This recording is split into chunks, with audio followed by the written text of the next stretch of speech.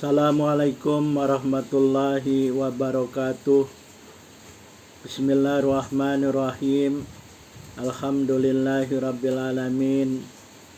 Allahumma salli wa sallim wa barik ala nabina Muhammad wa ala alihi washabihi ajmain wa man tabi'ahum bi ihsanin ila yaumiddin. Amma ba'. Kita sambung pembicaraan kita mengenai perkembangan dan penyusutan otak seiring dengan bertambahnya usia dan hikmah ibadah sholat dan makanan halalan thayyiban. Selanjutnya kita membicarakan mengenai cara keempat otak mengalami perubahan. Perubahan ini, cara keempat ini berlaku pada masa awal kanak-kanak, yaitu ketika seseorang berumur 5-10 tahun. Pada masa ini seorang kanak-kanak itu akan mengalami suatu pengalaman baru baginya.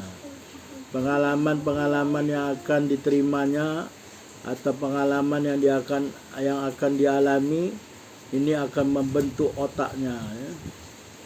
Jadi ini sangat-sangat penting masa ini. Jadi tahun-tahun menjelang ulang tahun kelima seorang anak adalah bagian dari periode kritis. Jadi ini masa-masa kritis ya, ketika anak berumur 5 tahun. Masa kritis untuk perkembangan otaknya. Ini kata Dr. Jensen. Ini pakar neurologis ya, pakar neurologi. Pada masa ini pengalaman yang dialaminya akan secara langsung membentuk cara sinapsis otak terbentuk. Jadi ini sangat-sangat penting ya. Jadi pengalaman yang dilihatnya, yang dialaminya itu akan secara langsung membentuk sinapsis otak ya. Cara sinapsis otak terbentuk. Jadi pada masa ini otak setiap orang ya, yang berumur 5 tahun ini sedang disesuaikan untuk lingkungan mereka. Jadi dia akan merekam semua yang ada di lingkungannya. Di satu sisi ini bermakna pengalaman negatif dapat meninggalkan bekas luka psikologis pada anak selamanya ya. Jadi hindarkanlah seorang anak mengalami pengalaman buruk ya. Pengalaman bersifat negatif. Karena dia akan meninggalkan bekas, dia memori ya, ditangkap terus memorinya. Itu memori itu akan diingat terus ya. Jadi jangan sampai pengalaman buruk dialaminya sehingga akan membuat trauma baginya. Akan diingat terus ya.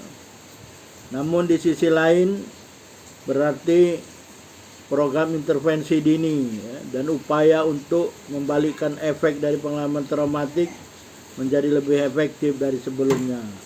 Jadi berilah anak-anak itu pengalaman positif ya, supaya dia ingat terus ya. Apa solusi Islam pada umur masa ini ya, umur 5 tahun sampai 10 tahun ini. Umur 5 tahun ini dipersiapkan dia untuk mengalami suatu perintah nantinya ya. Kapan dia mulai diperintah? Ketika umur 7 tahun. Dalam Islam ini, jadi pada umur 7 tahun dia mulai diperintah sholat oleh ayahnya ya. Jadi ketika umur 5 tahun dipersiapkanlah dia. Mulai diajarkan takbiratul ihram ya. Diajarkan ucapan-ucapan yang akan diucapkan nanti dalam sholat. Mulailah dari umur 5 tahun diperkenalkan. Karena umur ini dia sudah pandai berbicara. Kalau seorang anak itu memang sudah pandai. Tadi tidak semuanya seseorang itu pandai berbicara pada umur 5 tahun. Ajarkanlah mulai di kata-kata Allahu Akbar ya. Bismillahirrahmanirrahim. Diperdengarkan terus ya, karena akan diingatnya nanti. Jadi ketika nanti umur 7 tahun, insya Allah dia sudah hafal kata-kata tersebut ya. Jangan dulu disuruh baca buku ya, diperdengarkan aja ya. Karena yang mulai berfungsi ini pendengaran gitu ya. Pendengaran itu lebih dia berkesan, dia tangkap terus. Pendengaran, penglihatan, ya. Akal ini nanti akan berkembang belakangan dia, ya. Jadi sam'an dulu, pendengaran. Kemudian basiron, penglihatan. Penglihatan, jadi pendengaran, penglihatan. Jadi diperdengarkanlah kalimat-kalimat Allah ini. Allahu Akbar, ya, Bismillahirrahmanirrahim. Diperdengarkan aja Al-Fatihah tuh, ayat-ayat Al-Fatihah, karena Al-Fatihah ini yang akan menjadi wajib di dalam sholat. Jadi Allah berfirman dalam surah ke-20 surat Toha ayat 132, A'udzubillahi minasyaitonirrajim, wa'mur ahlaka bis-sholati wastabir 'alaiha. Dan perintahkanlah keluargamu, ya, untuk sholat, wastabir 'alaiha, dan bersabarlah, ya, melakukan sholat tersebut. Jadi perintahkan sholat, dan supaya sholat terus, bersabar mendirikan sholat itu, ya. Jadi yang dimasuk keluarga di sini anak dan istri, ya. Jadi anak, jadi kanak-kanak diperintahkan oleh ayahnya. Ayahnya disuruh memerintahkan anaknya ketika umur sudah 7 tahun, ya, untuk sholat, ya. Dan apabila meninggalkan sholat pada umur 10 tahun dipukul, ya. Ini kesannya sangat-sangat tinggi, ya, sangat-sangat besar gitu. Ya, karena pada umur mulai 5 tahun dia mulai merekam, ya. Jadi kalau disuruh selama 7 sampai 10 tahun 3 tahun, jadi sudah pengalamannya begitu banyak, ya. Apalagi diajarkan nanti bagaimana bacaan sholat tuh, ya, ayat-ayat Al-Quran dihafal, ya, sedikit demi sedikit, ya. Kemudian di dalam hadis juga, ya, dalam hadis yang diriwayatkan dari Abdullah bin Amr bin Al-Ash radhiyallahu anhu, beliau mengatakan bahwasanya Rasulullah SAW bersabda, ya, muru auladakum bis sholah wahum abna'u sab'i sinin watribuhum 'alaiha wahum abna'u asyri sinin. Maksudnya muru auladakum, perintahkanlah oleh kamu sekalian anak-anak kamu sekalian dengan sholat pada umur ketika mereka berumur 7 tahun, ya. Jadi umur 7 tahun diperintah untuk sholat. Jadi kalau bisa sebelum 7 tahun dipersiapkan sholat itu, ya, bacaan-bacaan sholat diajarkanlah, ya. Jangan sampai terlambat. Kemudian pukullah oleh kamu sekalian mereka, ya, kalau tidak mengerjakan sholat. Jadi kalau mereka meninggalkan sholat, pukul mereka. Dan mereka sudah berumur 10 tahun. Jadi ketika umur 10 tahun meninggalkan sholat, pukul mereka, ya. Supaya apa? Supaya terus, ya, sampai balik. Ya, sampai balik mereka tetap, sampai remaja, dewasa, tua, tetap melakukan sholat, ya. Karena sholat ini ketika balik baru dia diwajibkan, ya.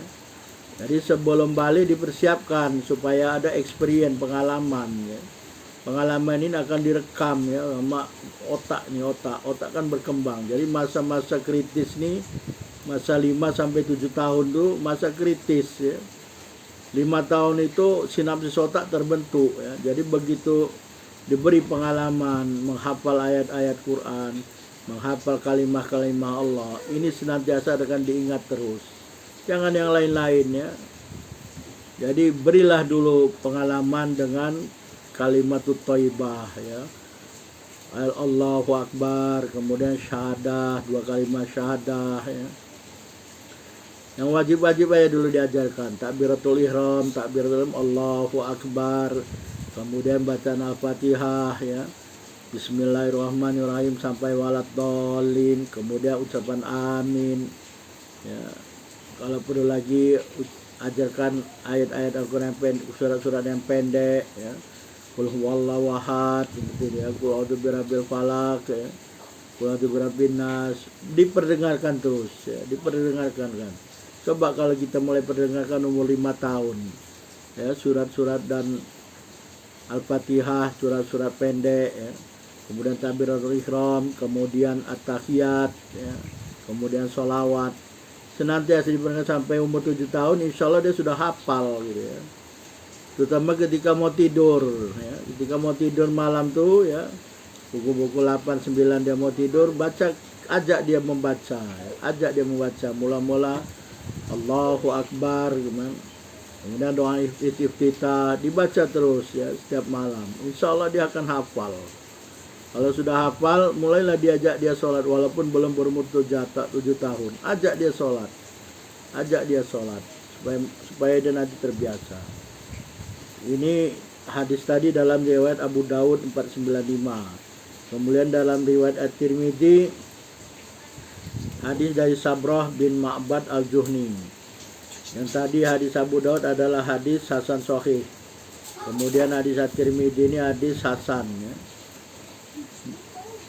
Sabrah bin Ma'bad Al-Juhni ini radhiyallahu anhu mengatakan Rasulullah bersabda, Alimu sabiyas sholata ibana sabi sinin wadribu alaihim ibana asyar.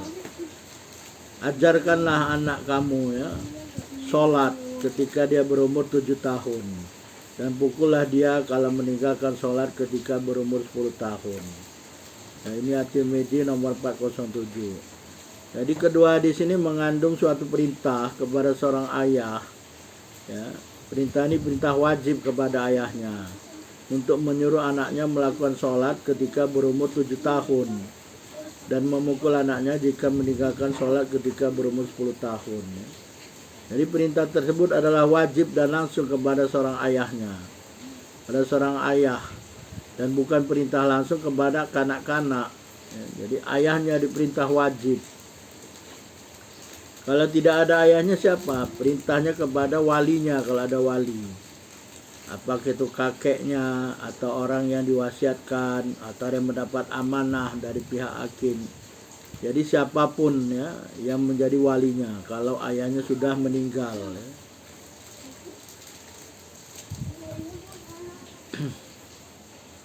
Jadi baik laki-laki maupun perempuan, kedua-duanya diperintah untuk sholat dengan perintah sunat ya apabila telah sampai umur keduanya 7 tahun. Kenapa disebut 7 tahun? 7 tahun ini sudah berfungsi otaknya, otak bagian depan nih, frontal lobe. Frontal lobe ini sudah berfungsi ketika umur 7 tahun, berfungsi dengan baik, yaitu memayis, membedakan. Jadi sudah bisa dia membedakan mana yang baik, mana yang buruk, mana yang baik benar, mana yang salah. Itu umur 7 tahun ya. Jadi diperintahlah dia supaya sholat ya. Jadi dia sudah bisa membedakan antara perkara yang baik dan perkara yang buruk. Sudah judgement sudah bisa, menilai sudah bisa. Jadi supaya sinapsis otak itu berfungsi dengan baik dan benar, mulailah dia diperintah dengan sholat itu. Supaya apa? Supaya pengalaman, melatih otaknya ya. Coba kalau dia tak pernah disuruh sholat ketika umur 7 tahun, dan sebelum 7 tahun diajarkan sholat tuh ya, kalimat-kalimat yang dia akan ucapkan dalam sholat. Akan beda seorang anak yang biasa mengerjakan sholat dan tidak diperintah dengan sholat ya. Beda. Anda bisa membuat eksperimen lah ya. Jadi ada anak-anak umur 5 tahun sampai 7 tahun diajar kalimat-kalimat yang akan diucapkan dalam sholat, mulai takbiratul ihram ya, ta'awuz, basmalah, al-fatihah ya, doa iftitah sebelum ta'awuz ya. Kemudian bacaan-bacaan Al-Quran pendek. Dibedakan dengan anak yang tak pernah diperintah macam itu ya. Jauh-jauh berbeda, dan fungsi otaknya pun jauh berbeda, dan perkembangan otaknya pun jauh berbeda. Dan insya Allah penyusutan otaknya pun akan diperlambat gitu ya, bukan dipercepat, diperlambat karena otaknya berfungsi ya. Pada umur 7 tahun judgement sudah berfungsi, mumayyiz. Dalam Islam disebut mumayyiz ya. Mumayyiz ini bisa membedakan antara yang benar dan salah, antara yang baik dan buruk ya. Jadi diperintah dia sholat ya, ketika umur 7 tahun. 7 tahun itu sudah mumayyiz ya. Kemudian ketika 10 tahun dipukul dia kalau dia meninggalkan sholat. Jadi pengalamannya 7 sampai 10 tahun ya. Kalau betul-betul melaksanakan 5 sholat wajib aja 5 kali sehari semalam, apalagi ditambah dengan sholat-sholat sunat, Masya Allah ya, manfaatnya sangat besar ya. Tidak ada yang bisa mendandingi manfaatnya ya. Hikmahnya apa? Dalam sholat ini, satu, melatih otak itu ya, melatih otak berfungsi dengan baik ya. Karena dalam sholat ini bahasa Arab, suatu yang baru. Jadi belajar sesuatu yang baru itu akan menambah otak itu akan berfungsi dengan baik dan sinapsnya atau sinapsisnya berkembang dengan baik. Itu dari segi fungsi. Kedua, dari segi mengalirnya darah ke otak, terutama frontal lobe nih, frontal lobe yang ada dekat dahi ini. Dahi ini di belakangnya ini ada frontal lobe. Frontal lobe itu mulai dari sini ya, dari batu dahi terus naik sampai setengah dekat ubun-ubun ini. Itu frontal lobe. Lepas dari ubun-ubun ke belakang itu parietal lobe. Sampai agak di kuncir dekat belakang kepala atas nih ya. Dari itu turun ke bawah itu occipital. Jadi ketika dahi ini kalau bisa mulai dari umur 5 tahun lagi lebih baik lagi ya. Walaupun tidak bisa membaca bacaan, ajak aja sholat. Mulailah diajak sholat. Karena dia sudah bisa berdiri, bergerak gitu ke bawah. Ajak supaya dia senantiasa sujud. Hikmah sholat ini ada sujud ya. Sujud dahi atau frontal ini, frontalnya akan rata ke bawah ya, ke tanah. Nah begitu dia sampai ke tanah, darah pun akan mengalir ke sana ya. Mengalir lebih banyak daripada tidak sujud ya. Jadi dengan adanya darah mengalir, supply darah itu akan baik ya, akan lebih baik. Dan kemudian dengan adanya suplai darah itu dalam darah ini ada oksigen dan nutrien ya. Jadi senantiasa otak itu dapat oksigen dan nutrien. Karena otak ini sangat-sangat peka ya terhadap oksigen. Kurang oksigen aja bisa mati otak itu. Kurang glukos lagi. Kurang glukos mula-mula pening karena otak tidak ada energi. Belum lagi nutrien-nutrien yang lain seperti lipid. Lipid juga perlu untuk membentuk nanti myelinization pada otak. Ya. Protein juga sama, protein dan lipid ini diperlukan untuk myelinisasi. Ya.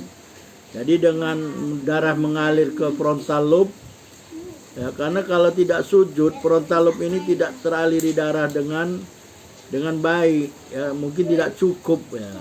Bolehlah dibuat eksperimen bagi orang-orang ahli saraf ya. Coba orang yang senantiasa sujud sholat, bukan bermakna sujud tanpa sholat ya.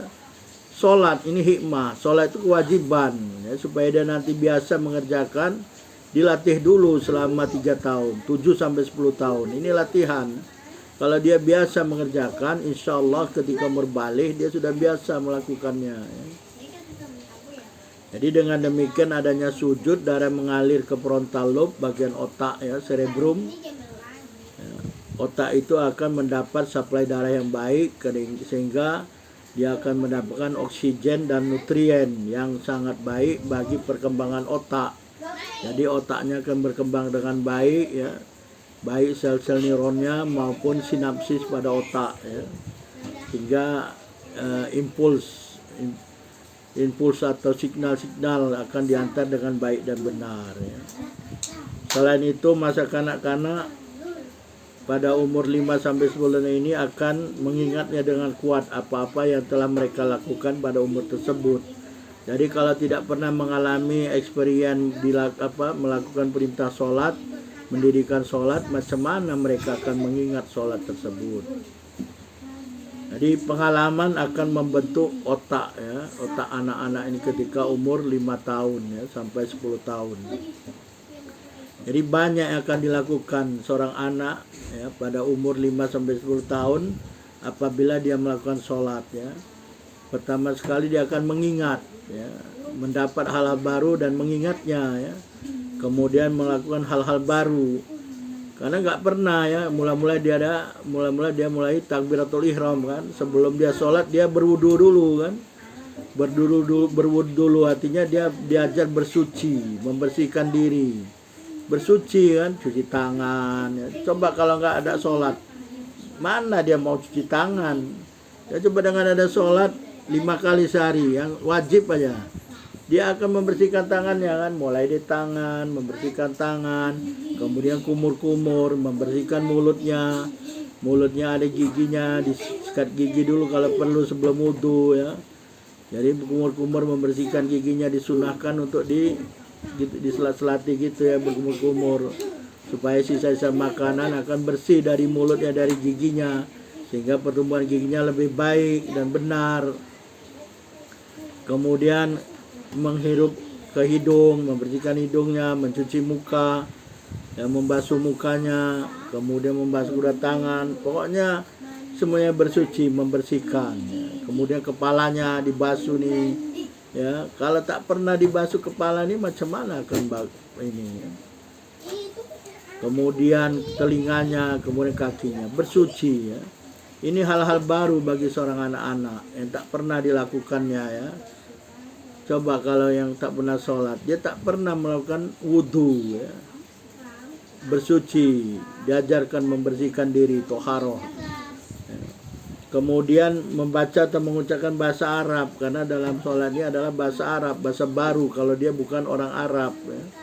Kita ini bukan orang Arab, dengan membaca bahasa Arab ada hal baru yang kita pelajari, sehingga membuat tantangan bagi otak kita untuk belajar dan mengingatnya ya. Ini hal baru yang baik untuk perkembangan otak. Kemudian bacaan-bacaan itu dihafal sehingga fungsi memori otak itu akan ditantang ya, ada challenge. Jadi membuat hal baru dan mengingat hal baru ya. Ya, menghafal bacaan-bacaan sholat seperti takbir ya, doa iftitah, ta'awudz, membaca Al-Fatihah, membaca surat-surat pendek, dikir-dikir dalam ruku, dikir-dikir dalam i'tidal, dikir-dikir dalam sujud ya, dan sebagainya ya, termasuk ucapan salam yang terakhir dan doa-doa ya. Jadi banyak hal-hal pengalaman-pengalaman baru yang akan dialaminya ya, dengan mendirikan sholat ya. Sangat-sangat baik. Ini hikmah ya, hikmah. Bukan bermakna sholat itu tujuannya seperti itu, tapi hikmah. Sholat ini suatu kewajiban ya. Tanpa ada hikmah itu wajib dilakukan. Tapi dengan orang-orang melakukan kewajiban sholat, ada hikmah di sebaliknya yang akan membuat jasmani dan rohaninya, termasuk otaknya ya, perkembangan otaknya akan lebih baik ya. Kemudian selanjutnya adalah cara kelima ya. Cara kelima, otak mengalami perubahan ya. Apakah perkembangan atau penyusutan yang berlaku ya. Ini yaitu pada masa remaja ya. Jadi tadi setelah 5 tahun sampai 10 tahun seorang anak itu akan nanti memasuki umur baligh ya, umur remaja. Umur remaja ini mulai dari tadi 11 sampai 19 tahun. Ada yang mengatakan 13 sampai 19 tahun, wallahu alam lah. Pokoknya ketika umur menjadi baligh ya. Baligh ini dalam Islam bagi seorang laki-laki akan mengalami mimpi basah. Kalau perempuan akan mengalami darah haid pertama ya, mendapat haid pertama. Nah, pada masa ini, pada umur masa ini ya, 13 sampai 19 tahun ini pengambilan keputusan masih belum kuat. Ya. Ini adalah periode transisi ya. Periode transisi dari kanak-kanak menjadi dewasa ya. Remaja, ini remaja ya. Jadi pada masa ini, pada umur 11 sampai 19 tahun ini, otak remaja ini terlihat seperti orang dewasa dalam hal berat ya. Tetapi mereka belum sepenuhnya berkembang. Jadi masih berkembang ya, masih berkembang ya. Jadi masih kita lanjutkan lagi hikmah sholat ya, hikmah ibadah sholat dan hikmah makanan toiban, halalan toiban ya. Jadi makanan-makanan halalan toiban masih terus dilanjutkan ya. Jangan makan makanan yang tidak halal, jangan makan makanan yang haram dan tidak baik ya. Jadi pada masa ini tubuh seseorang itu akan memproduksi mielin ya. Mielin dari belakang otak nih, dari belakang otak ya, dari belakang otak nih yang bertanggung jawab atas fungsi paling dasar ke bagian depan ya, yang memiliki struktur sirkuit yang lebih kompleks Jadi dari bagian belakang nih sampai ke depan ya mulailah terjadi mielinisasi akson ya. Akson ini adalah bagian dari sel neuron. Sel neuron itu ada dua bagian badan sel dan bagian akson ya.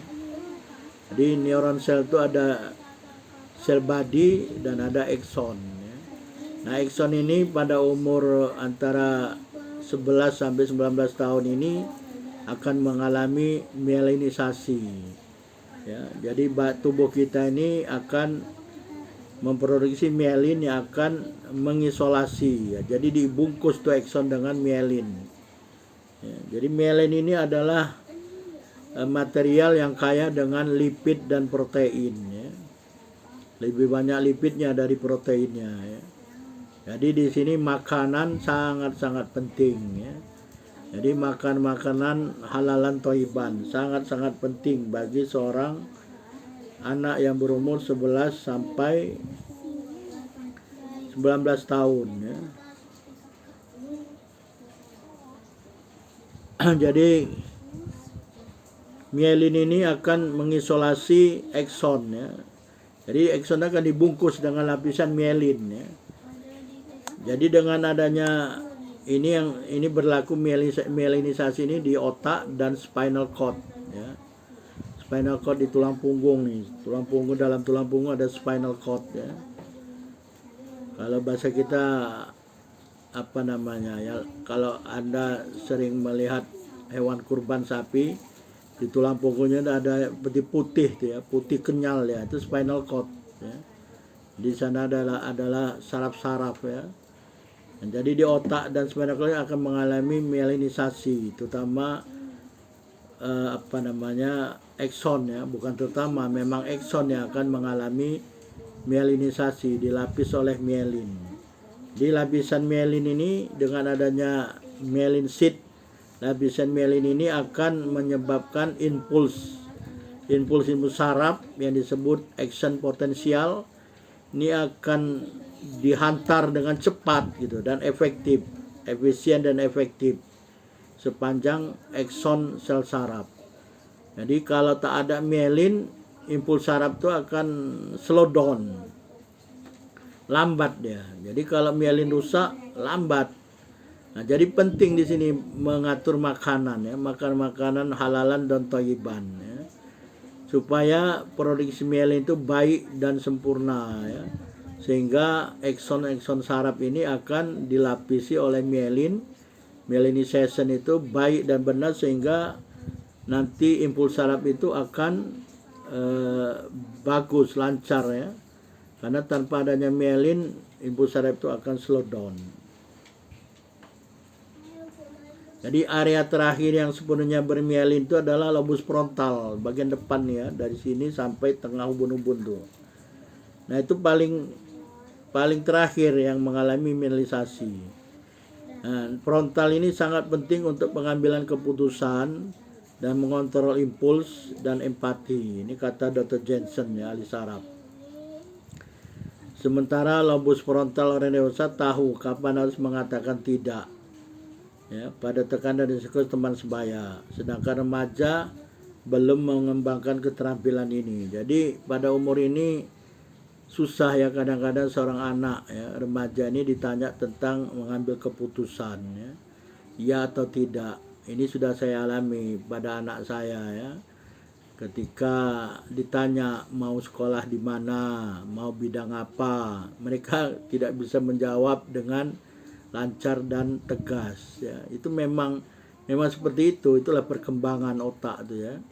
Jadi memang umur itu belum bisa mengambil keputusan dengan tegas ya.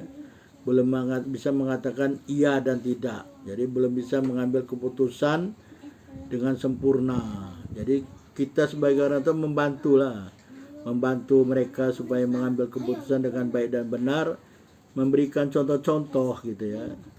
Jadi beri contoh ya, bidang ini seperti ini, bidang ini seperti ini. Ini karena anak-anak akan memasuki perguruan tinggi kan, jangan sampai salah ya.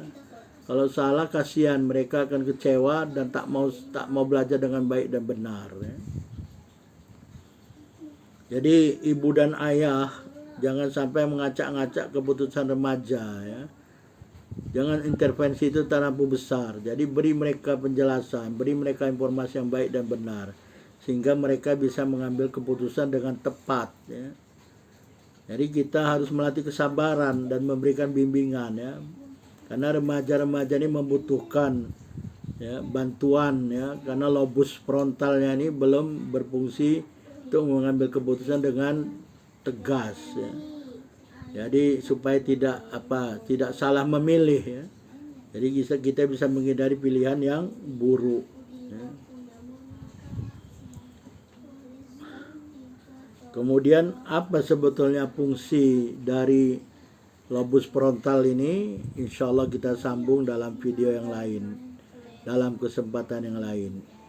Subhanakallahumma wa bihamdika asyhadu an la ilaha illa anta astaghfiruka wa atubu ilaik. Wabillahi taufiq wal hidayah. Wassalamualaikum warahmatullahi wabarakatuh.